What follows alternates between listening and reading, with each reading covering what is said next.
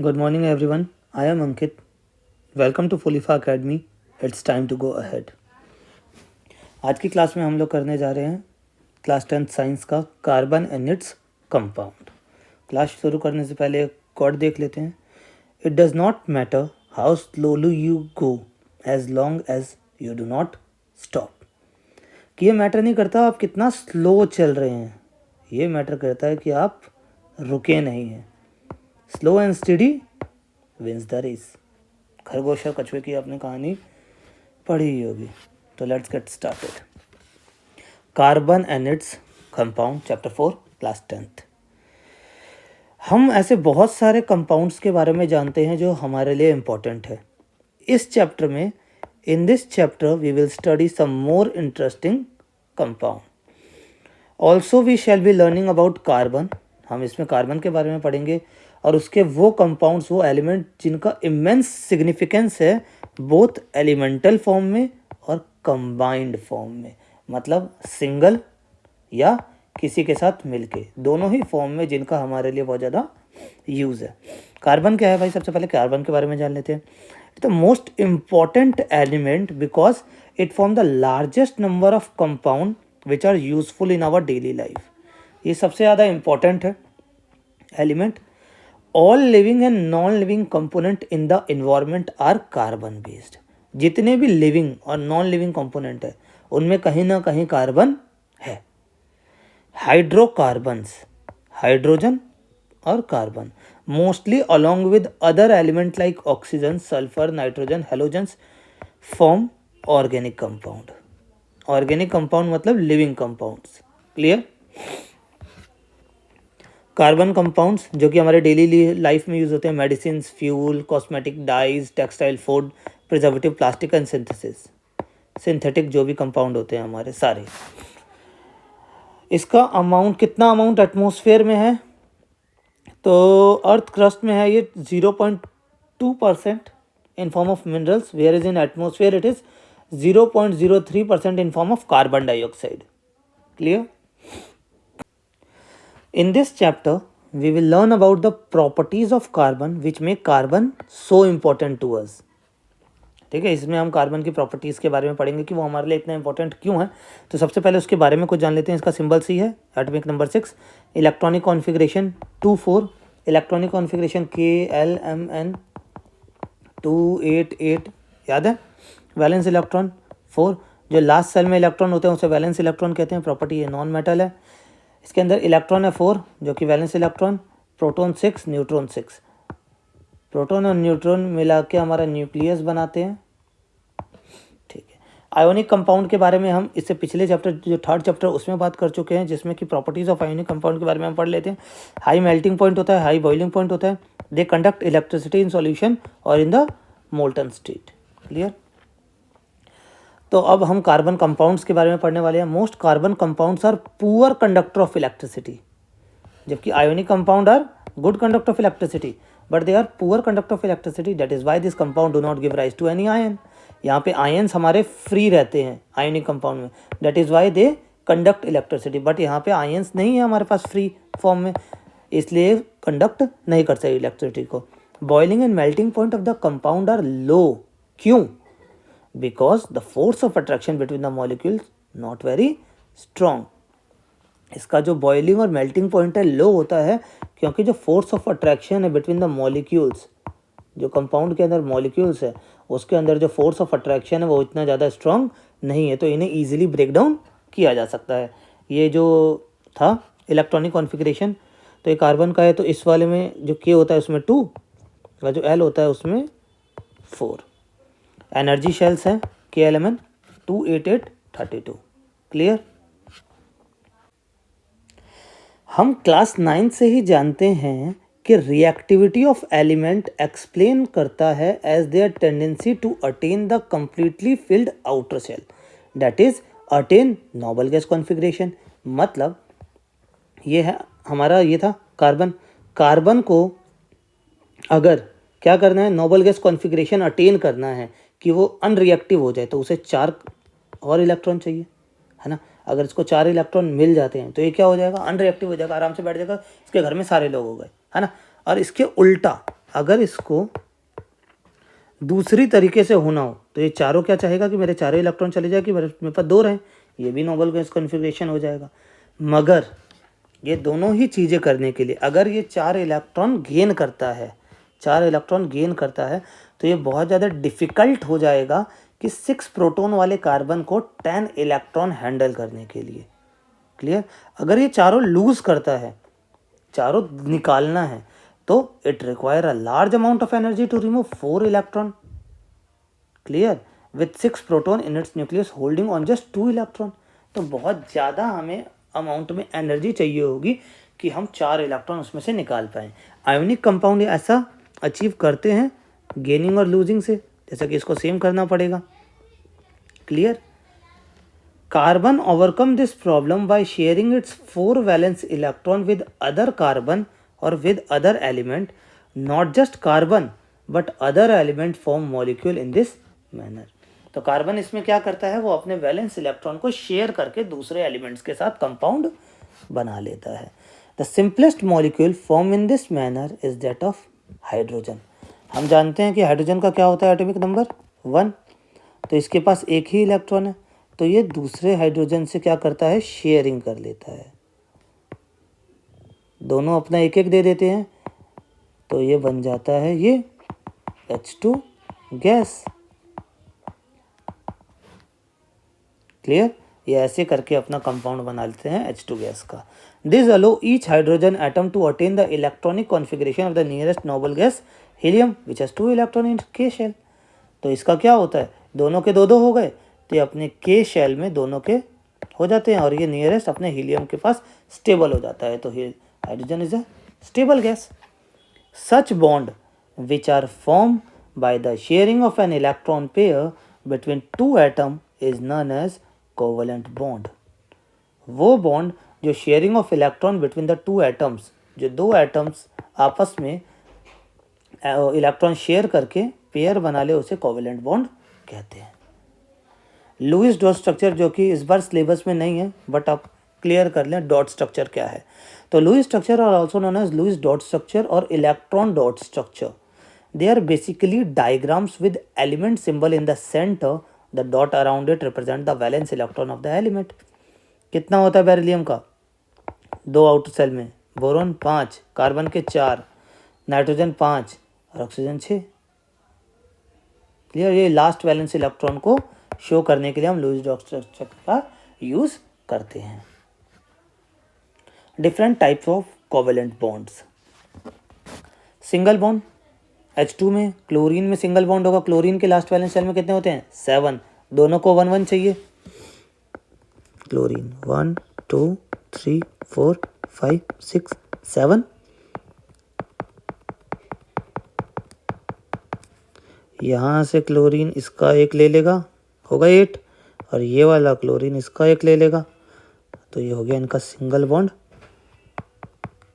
Cl2। Hydrogen में ये थोड़ा सा कॉम्प्लेक्स है, इसमें एक है चीज़, तो 1 2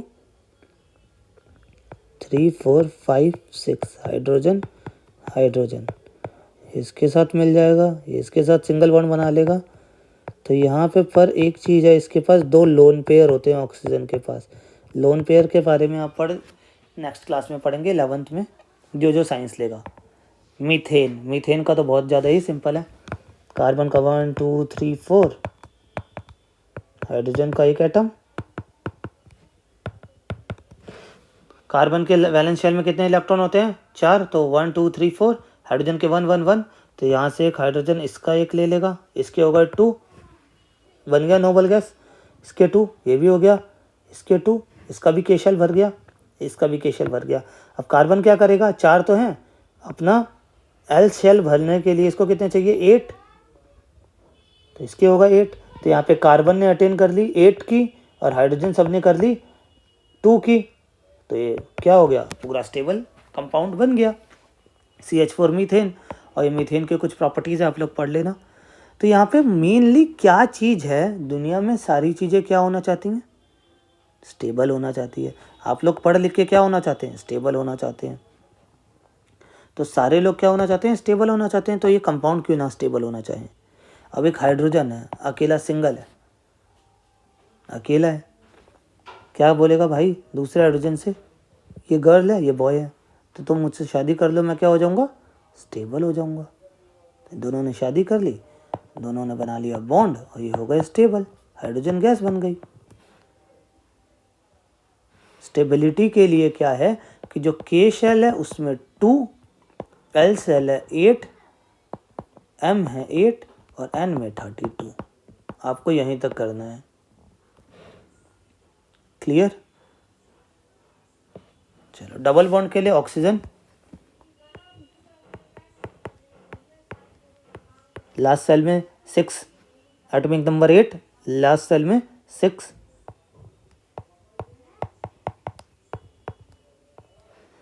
ये आराम से 6 और 2 8, 6 और 2 8, तो आपका हो गया ऑक्सीजन का double bond, O2 gas, stable है कि नहीं स्टेबल। हम लोग अभी ऑक्सीजन ही तो ले रहे हैं, तो स्टेबल है ना, कोई रिएक्टिव है नहीं, हवा में आराम से घूम रही है।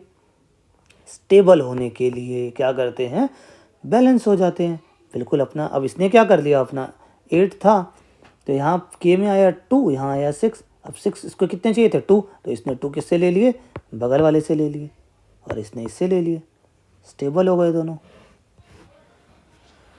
नाइट्रोजन ट्रिपल बॉन्ड के लिए नाइट्रोजन का कितना होता है 7, तो KLMN, तो 2 5 कितने चाहिए 8, तो 8 के लिए कितने चाहिए इसे एक्स्ट्रा 3 और चाहिए, तो 1 2 3 4 5, 1 2 3 4 5, तो 5 और 3 8, 5 और 3 8, यहाँ बना लिया इन्होंने ट्रिपल बॉन्ड और ये बन गया नाइट्रोजन गैस जो कि स्टेबल है, हवा में है नाइट्रोजन गैस। क्लियर हो रहा है, नहीं होगा तो दोबारा देखना वीडियो को, क्लियर। यहाँ बस हमें देखना है कि हमें इसे क्या करना है, स्टेबल करने के लिए पूरा चाहिए, इसकी फैमिली पूरी होगी ऐसे, किसी भी कंपाउंड की, किसी भी एलिमेंट की, सॉरी, ठीक है, जो कंपाउंड बनेगा तो उसके हर एक एलिमेंट को पूरा होना है, तो 2 होना है, 8 होना है, 8 होना है और 32 होना है, ठीक है। चलिए आगे बढ़ते हैं। प्रॉपर्टीज़ क्या है कोवेलेंट बॉन्ड की, तो ये जो मॉलिक्यूल्स होते हैं कोवेलेंट बॉन्ड की, या आदर गैस होंगे, लिक्विड होंगे या सॉलिड होंगे। इनका इंटरमॉलिक्यूलर फोर्स क्या होता है, वीक होता है, low melting and boiling point इसी की वजह से होता है, बिकॉज इंटरमॉलिक्यूलर फोर्स कम है, इजीली ब्रेक डाउन हो जाएंगे। Generally they are poor conductor of electricity because कोई आयंस नहीं है, mostly soluble in non polar liquids. Next topic है एलोट्रोप्स ऑफ कार्बन। अब एलोट्रोप्स ऑफ कार्बन क्या है, तो व्हेन एन एलिमेंट पोजेसेस 2 और more different form in the same state, एक ही स्टेट में अलग अलग फॉर्म में मिले, दे आर कॉल्ड एलोट्रोप्स, और इस फेनोमेना को कहते हैं allotropy. Example, diamond and graphite are 2 allotrope of carbon. Some element like carbon, sulphur, phosphorus exhibit this phenomena. Amorphous allotrope of carbon include coil, charcoal, lump and this. पूछा जा सकता है, तो amorphous allotropes of carbon भी आप लोग पढ़ लेना। तो इसमें डायमंड के बारे में दे रखा है, टेट्राहाइड्रल इसकी ज्योमेट्री होती है, because each carbon is connected to 4 neighbouring carbon atom via single covalent bond resulting in a single unit of crystal, and this crystal lie in different plane are connected to each other resulting in a rigid 3-dimensional cubic pattern of a diamond. Clear? इसकी कुछ property है diamond की, आप लोग देख लेना। High refractive index होता है, good conductor of heat, poor conductor of electricity, hardest substance known, और डेंसिटी तो सबसे हाई है ही। ये इसका स्ट्रक्चर होता है, देख लीजिए, हर एक कंपाउंड 4 से जुड़ा हुआ है, हर एक 4 से जुड़ा हुआ है। ग्रेफाइट, ग्रेफाइट क्या है, each carbon atom is bonded covalently to 3, diamond 4 से है, यहाँ 3 से है, living each carbon atom with valency, एक फ्री हो जा रहा है, क्योंकि कार्बन को कितने चाहिए, 4 से जुड़ना होता है ना, तो यहाँ पे 3 से ही जुड़ा हुआ और एक वैलेंस हो जा रहा है। And this arrangement result in hexagonal ring. आप इनके अरेंजमेंट को जरूर याद रखना, बिकॉज अरेंजमेंट इंपॉर्टेंट है। रेगुलर टेट्राहाइड्रल ज्योमेट्री, और हेक्सागोनल रिंग। एमसीक्यू में 1 नंबर में इजीली पूछा जा सकता है ये। In a single plane and such ring are stuck over each other through weak van der Waals forces. Van der Waals forces आप लोग 11th में पढ़ेंगे, इसमें था तो मैंने लिख दिया। डेंसिटी डायमंड से थोड़ी कम है। Soft slippery feel, good conductor of electricity, smooth और स्लिपरी होता है। ये 2 बार हो गया पॉइंट। ग्रेफाइट पेंसिल की जो निप होती है हमारी वो भी ग्रेफाइट की बनी होती है। ये इसका है, टेट्राहाइड्रल है स्ट्रक्चर, हेक्सागोनल रिंग्स है, टेट्राहाइड्रल उसका था डायमंड का। Florence, it is another class of carbon allotropes. C60 के बारे में है, जो कि C60 का स्ट्रक्चर ये like a football. is also known as Buckminster Florence, is a very popular and stable form of non-Florence. It is the most common natural occurring fluorine and can be found in small quantities in soot, जो कि suit होता है scum वगैरह में मिलता है हमें। जो कोई भी हम प्रोडक्ट जलाते हैं तो उसके बाद हमें मिलता है, जो इनकम्प्लीट ऑक्सीजन की प्रेजेंस में जलता है तो हमें सूट मिलता है। Consist of 16 carbon atom arrange in 15 pentagons and 20 hexagon like a soccer ball. Versatile nature of carbon, तो ये हम वर्सेटाइल नेचर ऑफ कार्बन कि भाई कार्बन से इतने सारे कंपाउंड बन रहे हैं, सारी लिविंग थिंग्स, लगभग नॉन लिविंग थिंग्स सारी, तो इसका नेचर क्या होगा? वर्सेटाइल होगा। जैसे कोई वर्सेटाइल सिंगर होता है, हर फॉर्म के गाने, हर जॉनरा के गाने गा लेता है। वर्सेटाइल डांसर है, हर जॉनरा के डांस कर लेता है। तो वैसे ही इसका भी नेचर क्या है? Versatile. The number of carbon compound whose formula are known to chemists are recently estimated to be in millions, and this outnumber by a large margin the compound formed by all other elements put together. कि carbon के जितने compound है scientist को जितने पता है वो millions में है, जो कि बहुत भारी मात्रा में बाकी के कंपाउंड जितने हैं उनसे ज़्यादा हैं। Why it is this property is seen in carbon and no other element? तो भाई ये वर्सेटाइल नेचर, ये कार्बन में ही ऐसी प्रॉपर्टी क्यों है कि इतने कंपाउंड बना रहा है? ऐसा किसमें भी नहीं है। Because the nature of covalent bond that carbon form, जो कार्बन जो कोवलेंट बॉन्ड बनाता है यही इसकी वो प्रॉपर्टी है जिसकी वजह से कार्बन के कंपाउंड बहुत ज़्यादा मात्रा में है। तो 2 फैक्टर हैं इसके पीछे। पहला क्या है? Carbon has the unique ability to form bond with other atom of carbon, giving rise to a large molecule, and this property is called catenation. Carbon की वो यूनिक एबिलिटी है कि वो कार्बन से एक बहुत बड़ी चेन बना सकता है अपने ही कार्बनों से, जैसा कि यहाँ पे आपको देखने को है long chain of carbon atom, इसे कहते हैं catenation. Unique ability to form bond with other atoms of carbon. This compound में भी लॉन्ग चेन, ब्रांच्ड चेन और रिंग। ये लॉन्ग चेन में हो सकता है, ब्रांच में हो सकता है या रिंग फॉर्म में हो सकता है। तो कर स्ट्रेट चेन में हुआ तो those compound which contain straight chain is called straight chain compound, और जो ब्रांच चेन है ब्रांच चेन कंपाउंड, और जो अरेंज है in the form of a ring उसे कहेंगे रिंग कंपाउंड और साइक्लिक कंपाउंड। ये आपको दे रखा है, ब्यूटेन है और ये रिंग फॉर्म में है आपका। Clear?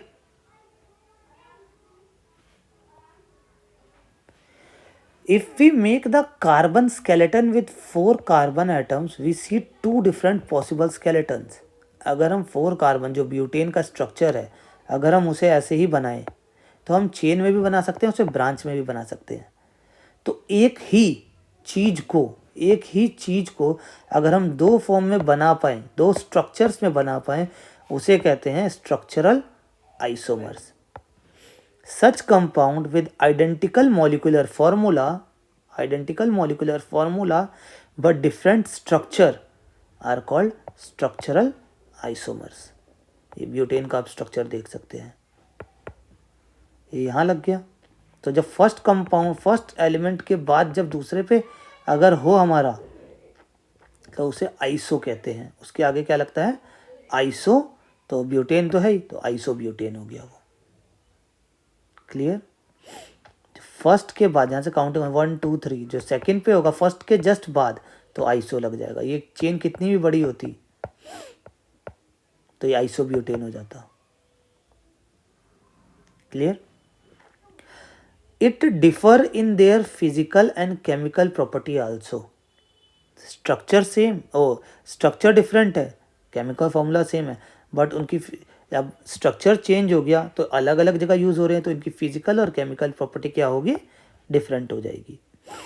Straight chain, branch chain, cyclic, they may be saturated और अनसैचुरेटेड। सैचुरेटेड अनसैचुरेटेड क्या है इसके बारे में आगे देखते हैं।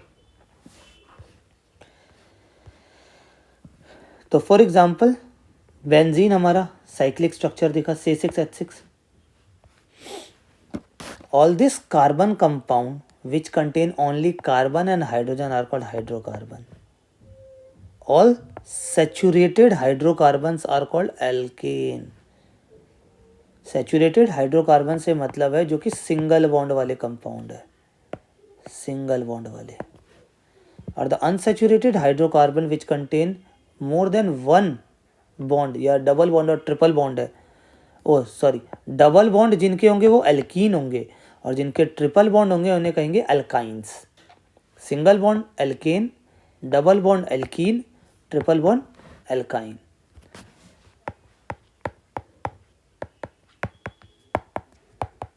Alkene, alkene, alkynes. क्लियर?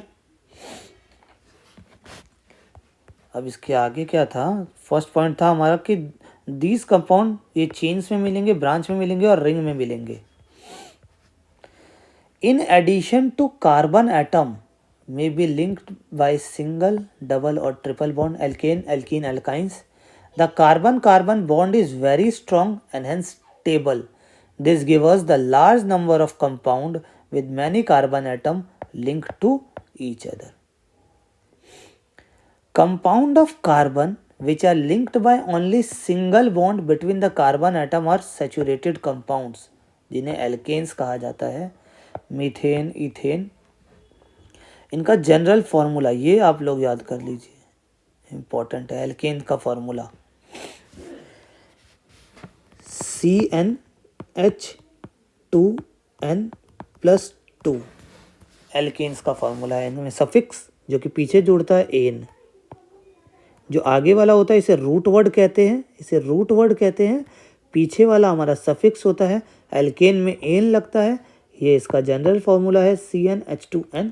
अगर हम n की वैल्यू 1 रखते हैं तो 1H2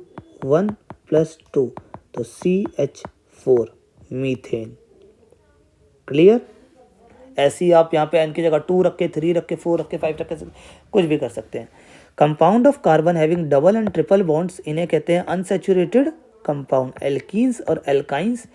general formula of alkene is CnH2n। General formula of alkyne CH2n-2। Clear? इसमें एल्कीन में अगर हम 1 रखें, अगर हम यहाँ पे 1 रखते हैं तो ये हो जाएगा हमारा CH2, जो कि पॉसिबल नहीं है। इसीलिए ये हमारा जो एल्कीन होता है ये इथीन से स्टार्ट होता है। इसमें जो फर्स्ट मीथेन है वो आपको एल्कीन में नहीं मिलेगा और एल्काइन में भी आपको नहीं मिलेगा, तो ये इथाइन से स्टार्ट होता है। क्लियर? मीथेन आपको डबल बॉन्ड और ट्रिपल बॉन्ड में कभी नहीं मिलेगा। No other element exhibit the property of catenation to the extent that carbon compound does. Carbon के अलावा इतनी ज़्यादा अमाउंट में कैटिनेशन कोई और कंपाउंड, कोई और एलिमेंट शो ही नहीं करता। Silicon form compound with hydrogen which form chain up to 7 से 8 atom, but these are very reactive. तो बहुत ज़्यादा रिएक्टिव होते हैं, अगर उनको हवा में रख दें या कहीं पे भी रख दें तो बहुत ज़्यादा रिएक्टिव होंगे, स्टेबल नहीं होंगे। But carbon compounds are very much stable. Saturated और अनसैचुरेटेड कार्बन के कुछ मैं आपको डायग्राम्स भी बना के दिखा देता हूँ। जैसे कि एक तो मैंने आपको मीथेन का बना के दिखाई दिया है। क्लियर? अगर अब CnH2n में करता हूँ तो यहाँ 2 रखता हूँ, C2H4 कार्बन के 2, तो तो यहाँ पे क्या हो जाएगा, डबल बॉन्ड, क्योंकि इसके कितने हैं 1 2 3 4, 1 2 3 4, इस कार्बन के कितने हो गए 1 2 3 4, इस कार्बन के 1 2 3 4, हाइड्रोजन के 1 2 1 2। क्लियर? नहीं समझ में आया तो मैं थोड़ा पेन चेंज करके आपको बना के दिखा देता हूँ।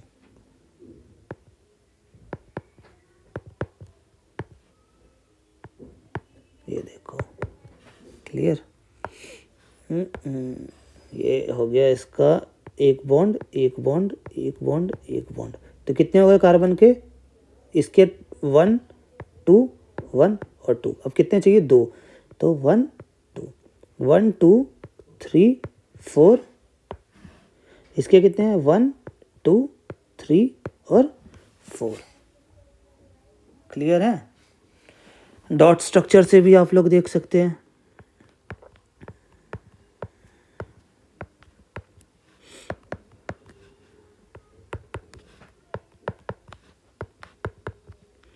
हाइड्रोजन के 2 हो गए, कार्बन के इसके कितने हैं 1 2 3 4,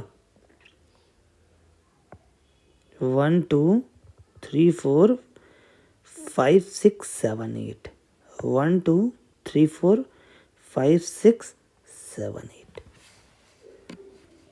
क्लियर? तो ये है, और ऐसे ट्रिपल बॉन्ड का भी हो जाएगा।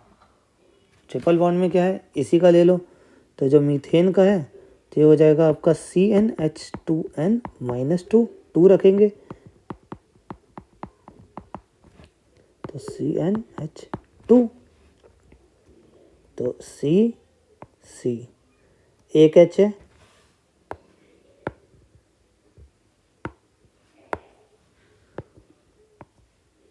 एक H है,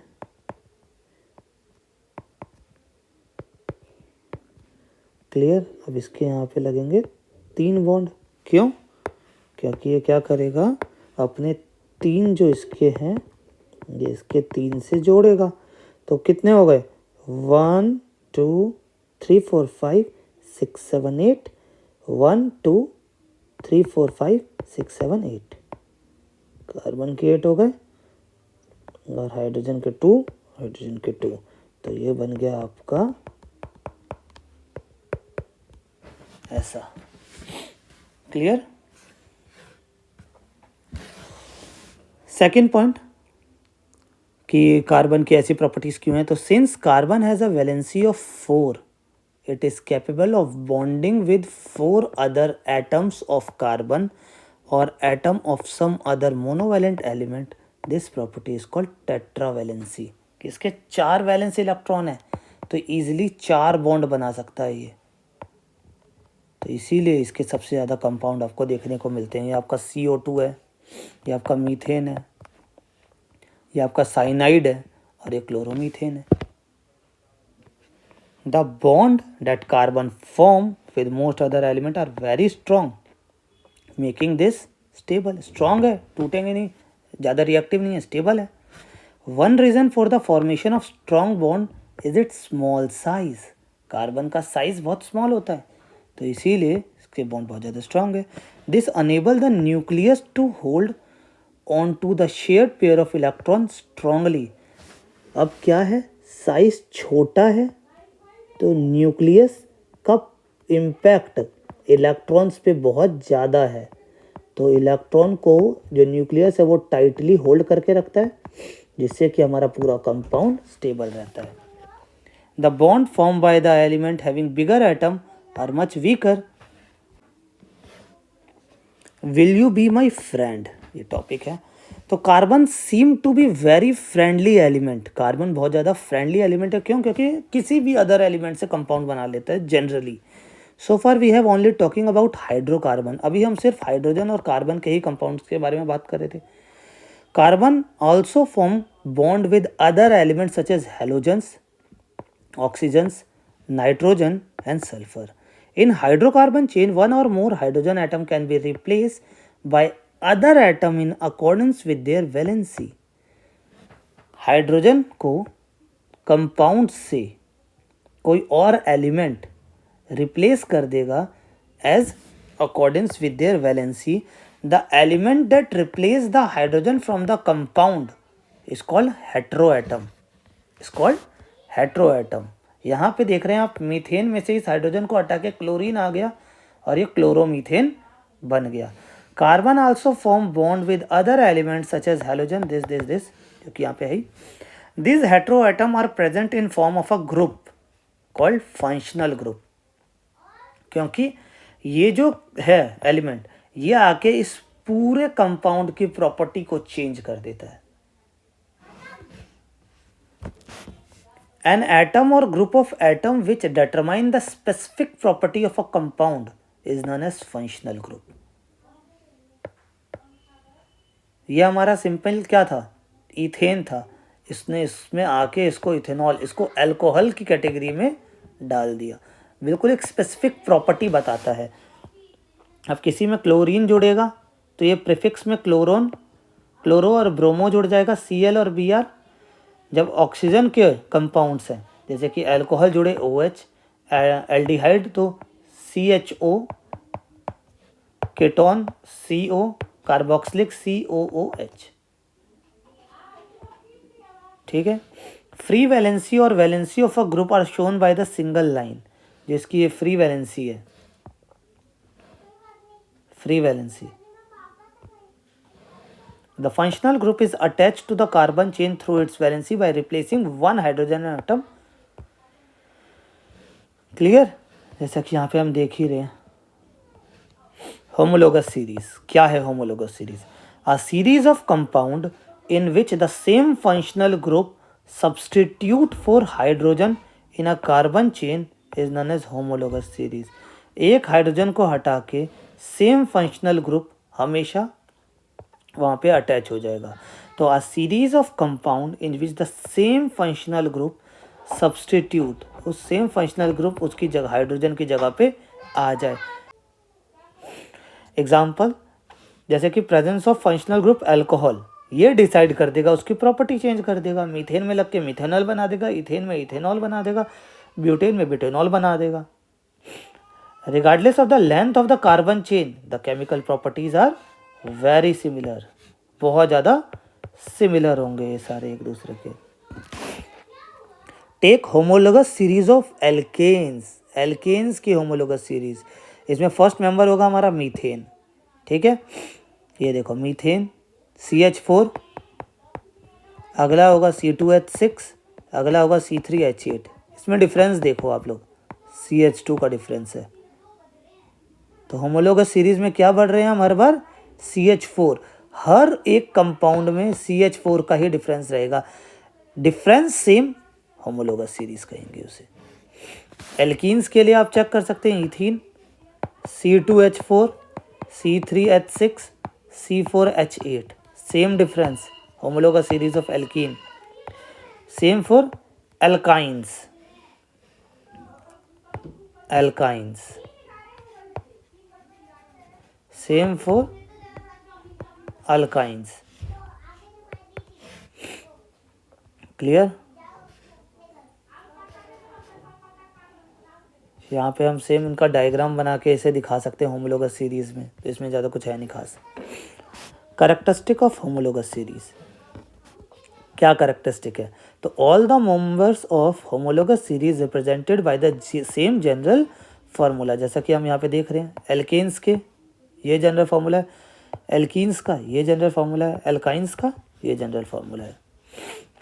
any two successive members of homologous series differ by CH2, clear, they have same functional group.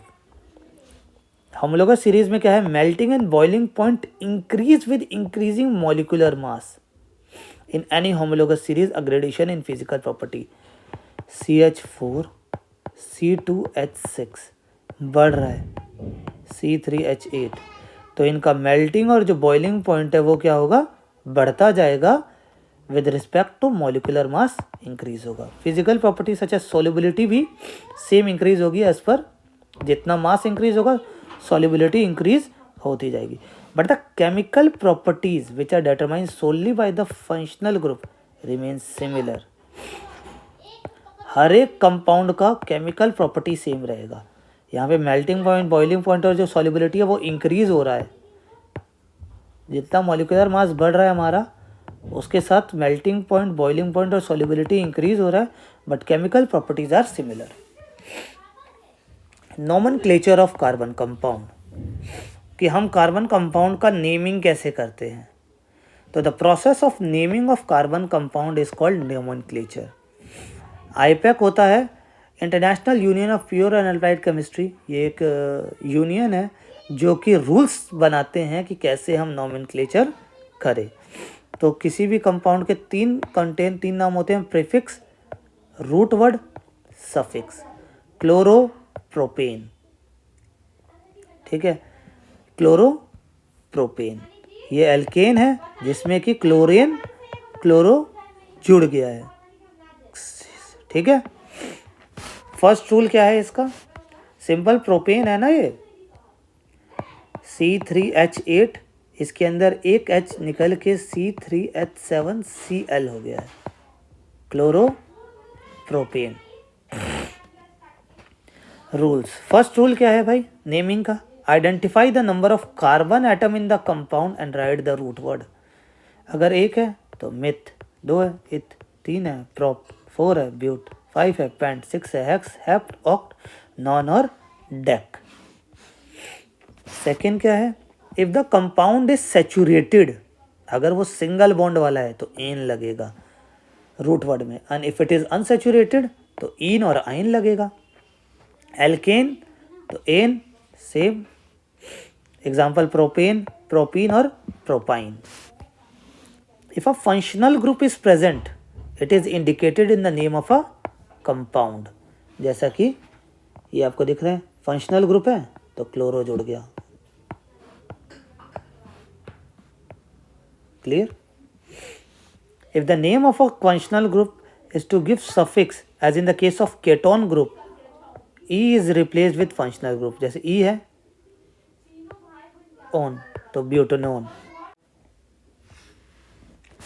Chemical properties of carbon compound, first है कंबशन रिएक्शन, ये बहुत इंपॉर्टेंट टॉपिक है वैसे, तो इसकी सारी रिएक्शंस को रट लेना आप लोग। पहला कंबशन रिएक्शन क्या है कि carbon and its compound burn in oxygen to give carbon dioxide, water and a large amount of heat and light। तो हीट निकल रही है, एक्सोथर्मिक रिएक्शन हम पढ़ चुके हैं चैप्टर फर्स्ट में, आप लोग वीडियो देख सकते हो। कार्बन ऑक्सीजन से मिलेगा कार्बन डाइऑक्साइड, मीथेन ऑक्सीजन से मिला कार्बन डाइऑक्साइड प्लस वाटर, क्या है ये इथेनॉल, ऑक्सीजन से मिला carbon dioxide, water, heat and light. Saturated hydrocarbon clean air में, ऑक्सीजन में जलेंगे, क्लीन फ्लेम आएगी। अनसैचुरेटेड हाइड्रोकार्बन क्या देते हैं हमें, येलो फ्लेम देंगे, सूथी फ्लेम देंगे with lots of black smoke, this result in sooty deposit on the metal plate, clear.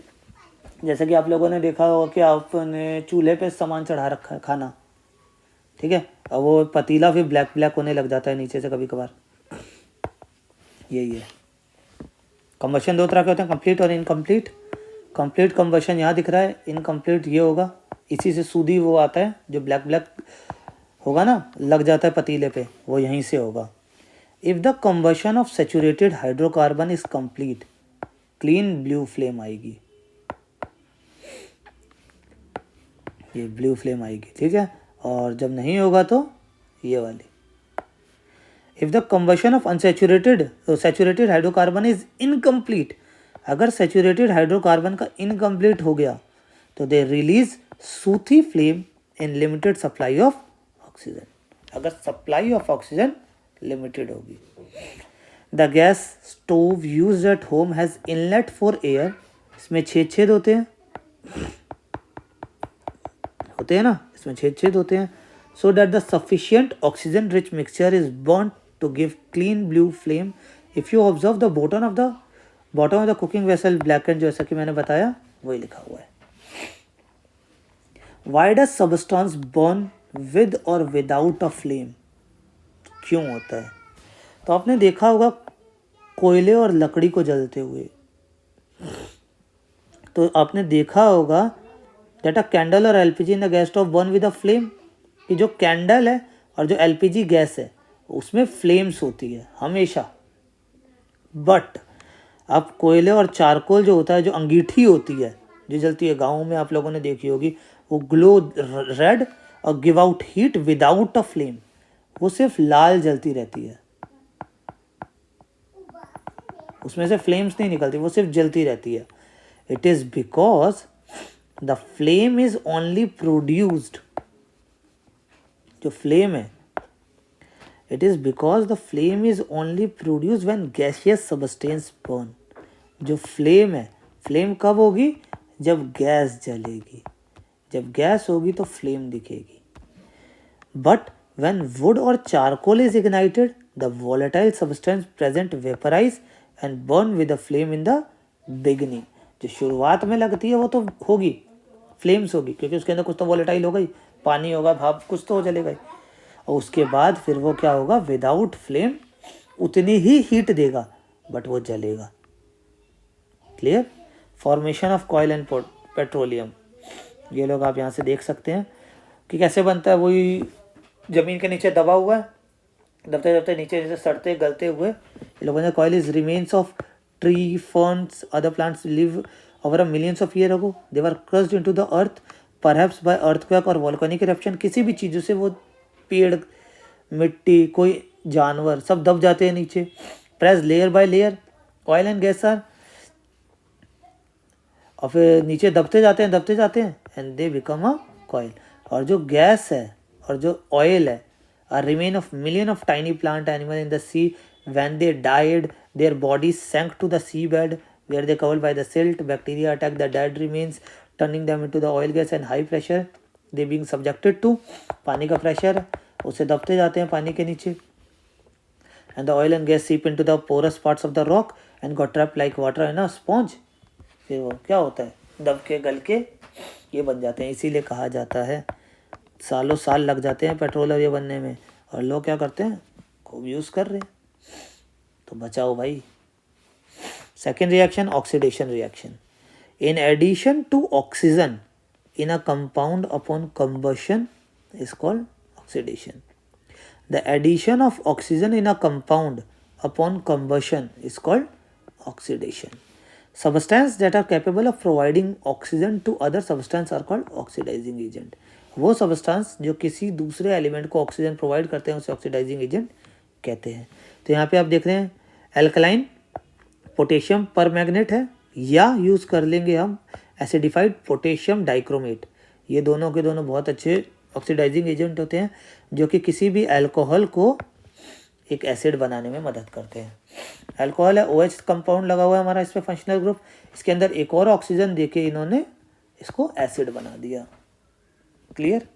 तो अल्कोहल को एसिड बनाने के लिए हमारी ऑक्सीडेशन रिएक्शन क्या यूज़ करेंगे हम? ऑक्सीडाइजिंग एजेंट पोटेशियम परमैंगनेट या एसिडिफाइड पोटेशियम डाइक्रोमेट। सेकेंड है addition reaction, the reaction in which an unsaturated hydrocarbon combine with other substance, unsaturated hydrocarbon combined with other substance to form a single या saturated hydrocarbon। unsaturated किसी चीज से combine होगा, saturated बना देगा, कोई भी कंपाउंड हो। यहाँ पे हाइड्रोजन है, इसे हाइड्रोजनेशन भी कहते हैं क्योंकि हाइड्रोजन हो रहा है कि जब एक अनसैचुरेटेड कार्बन हाइड्रोजन से मिलता है in the presence of nickel as a catalyst या पैलोडियम या platinum give rise to saturated hydrocarbon, ये हाइड्रोजनेशन है। तो जो ये है कंपाउंड, जो कैटलिस्ट है, कैटलिस्ट क्या होता है?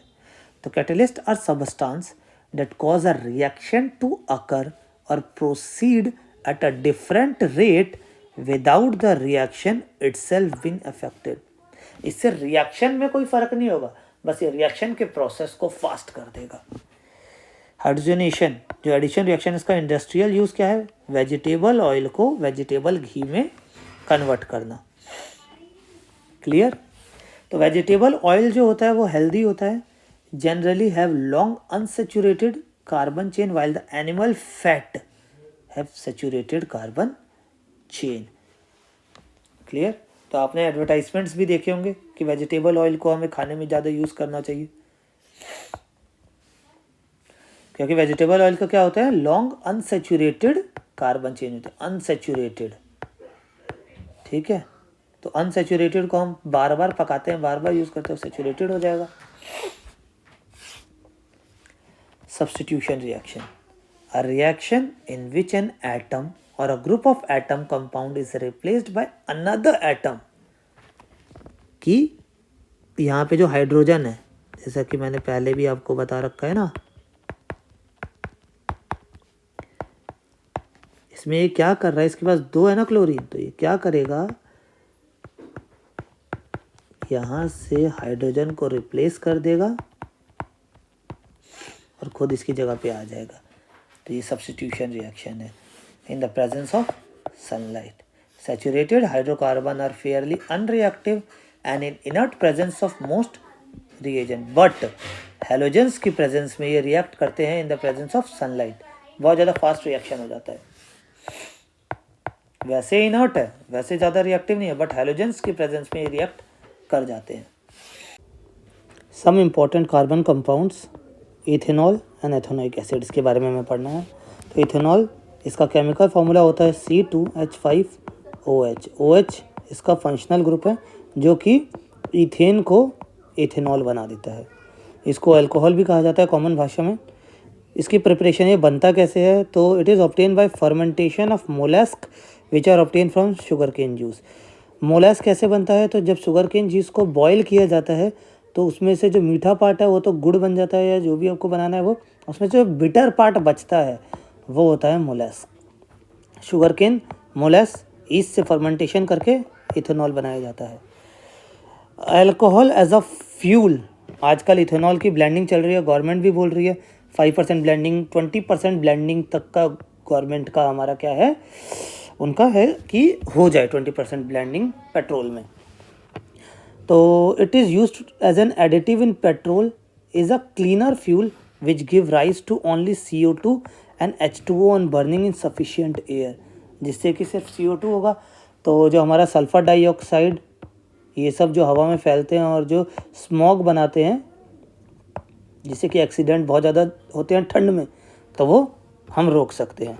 फिजिकल प्रॉपर्टीज़ इथेनॉल की क्या है, कलरलेस लिक्विड है eight room temperature, melting point 156 kelvin, boiling point 351 kelvin, highly soluble है वाटर में इन ऑल प्रोपोर्शंस, किसी भी प्रोपोर्शन में वाटर में सॉल्युबल है, तो ये एक अच्छा सॉल्वेंट है। Non conductor of electricity and it is also neutral to litmus paper, litmus paper पे न्यूट्रल है, ये एक अच्छा पॉइंट है, you can learn it. Chemical properties, reaction to sodium, अगर इथेनॉल का सोडियम से रिएक्ट कराया जाए तो क्या बनेगा, सोडियम इथॉक्साइड और हाइड्रोजन गैस रिलीज होगी।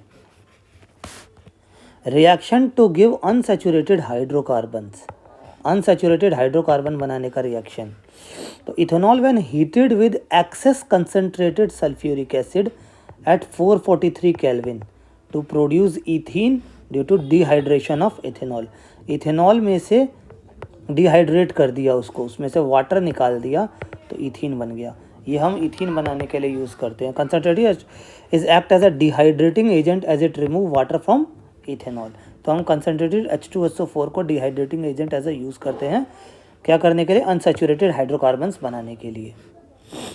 इंपॉर्टेंट टर्म, डीनेचर्ड अल्कोहल, ये क्या है, तो ethanol mixed with some poisonous substances such as methanol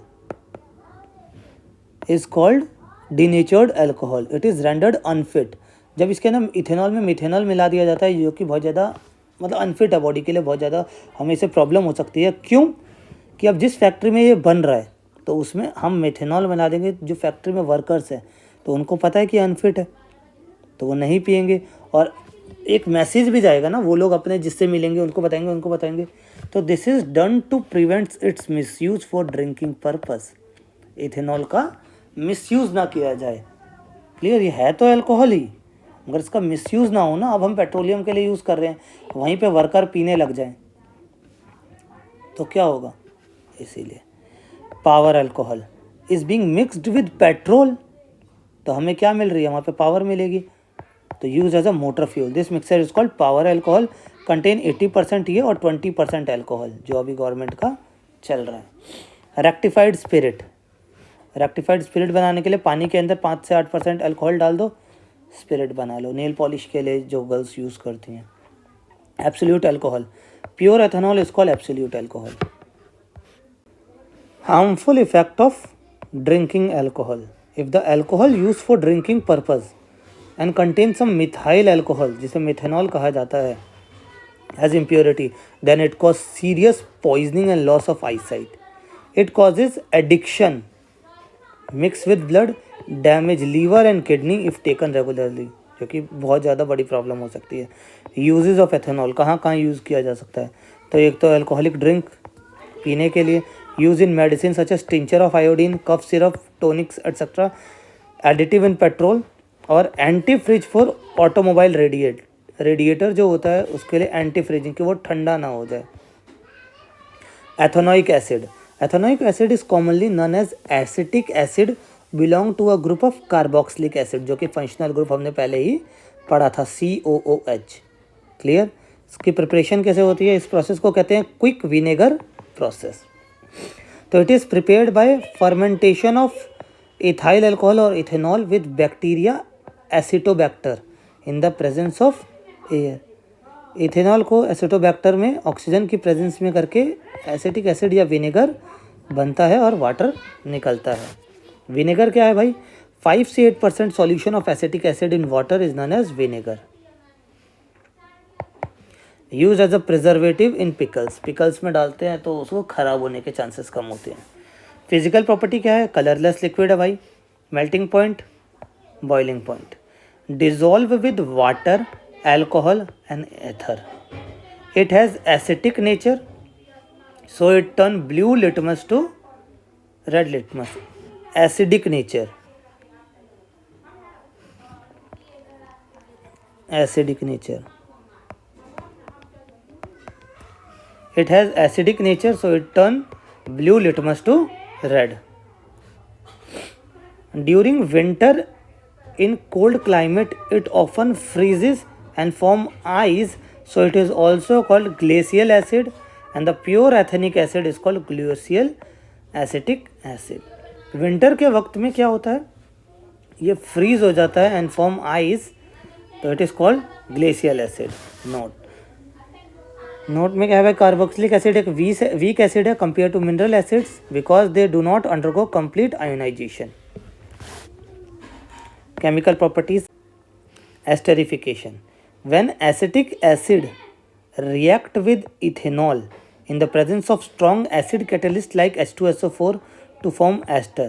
ester क्या है? एक मतलब होता है, एक फ्रूटी स्मेलिंग सब्सटेंस होता है जो कि परफ्यूम बनाने के लिए यूज़ होता है। फ्रूट्स की तरह इसकी स्मेल होती है। तो रिएक्शन जिसमें एथेनिक एसिड एथेनॉल के साथ रिएक्ट होता है in the presence of H2SO4, तो एस्टर बनाता है प्लस वाटर बनाता है। एस्टर क्या है? Fruity substance used in making perfumes और as a flavouring agent, cake वगैरह में भी यूज़ कर सकते हैं एज अ फ्लेवर देने के लिए। सेपोनिफिकेशन, सोप बनाने के लिए। It is a process in which ester react with sodium hydroxide to form sodium salt of acid and alcohol is form. Sodium salt का एसिड बनेगा और अल्कोहल बनेगा। This reaction is called saponification. ये हमारा soap है। It is use for the preparation of soap. Soaps क्या होते हैं? तो सोप आर सोडियम और potassium salt of long chain carboxylic acid. यहाँ पे देख सकते हैं आप, कार्बोक्सिलिक एसिड में COOH होता है, उसकी जगह पे Na हो गया है। तो ये जो सोडियम और पोटेशियम, यहाँ पे सोडियम हो सकता है और COOK हो सकता है। ठीक है। रिएक्ट विद बेस, जब एथेनिक एसिड को बेस के साथ रिएक्ट किया जाएगा तो बनेगा sodium acetate salt and water. Clear? Ethnic acid react with sodium hydroxide to give sodium acetate and water. Reaction with carbonate and hydrogen carbonate. When it react with hydrogen carbonate or carbonate to give sodium acetate and water with brisk effervescence due to the evolution of CO2. Clear? और यही होता है test of carboxylic acid. जो आप lab में करेंगे ना, carboxylic acid है कि नहीं है कोई कंपाउंड, तो उसको सोडियम हाइड्रोकार्बोनेट से और सोडियम कार्बोनेट से रिएक्ट करा के चेक करेंगे। अगर ये कंपाउंड हमारे बनते हैं तो ये कार्बोक्सिलिक एसिड होगा। Use of ethanoic acid, make synthetic vinegar as a preservative of food and pickle, chemical reagent in lab, manufacture of ester, perfume वगैरह में जो यूज़ होता है वो। फिजिकल प्रॉपर्टीज़ हैं एथेनॉल की और एथेनिक एसिड की। लिक्विड होता है रूम टेम्परेचर पे, it is liquid at room temperature, temperature with pleasant smell with vinegar like smell, does not freeze in winter, freeze below 17 degree से फ्रीज हो जाएगा, 17 डिग्री से नीचे होते ही। Known as spirit or alcohol is known as glacial acetic acid, evaporate at room temperature, does not evaporate at room temperature. It can evaporate at room temperature but it can't evaporate at room temperature. Chemical properties क्या है, जब ये metal के साथ react करेगा तो H2 gas देगा, ये मेटल के साथ रिएक्ट करेगा तो CO2 देगा।